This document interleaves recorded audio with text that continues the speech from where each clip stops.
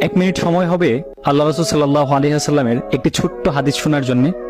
একবার আম্মাজান হযরতে আয়েশা রাদিয়াল্লাহু তাআলা আনহা আল্লাহ রাসূল সাল্লাল্লাহু আলাইহি ওয়াসাল্লামের দিকে তাকিয়ে বলছে যে, ইয়া রাসূলুল্লাহ, আপনার পূর্ণিমার চাঁদের মতো চেহারায় কালো কালো দাগ কিসের? তখন রাসূলুল্লাহ সাল্লাল্লাহু আলাইহি ওয়াসাল্লাম চুপ হয়ে গেলেন। আম্মাজান যখন আবারও জিজ্ঞেস করলেন যে, ইয়া রাসূলুল্লাহ, আপনার কালো দাগগুলো কি বসন্তের দাগ? তাহলে আপনি আল্লাহ তাআলার কাছে দোয়া করেন যেন তিনি আপনার কালো দাগগুলোকে সরিয়ে দেন।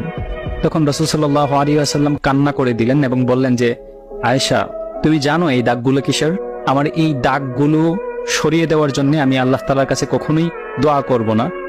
এই দাগগুলি হচ্ছে তাইফের ময়দানে যে ছেলেরা আমাকে পাথর দিয়ে আঘাত করেছিল, সে আঘাতের চিহ্ন। তারা একবার নয়, দুইবার নয়, তিনবার আমাকে আঘাত করেছে এবং আমাকে অজ্ঞান করে ফেলেছিল। আমি চাই না আমার এই দাগগুলো মুছে যাক।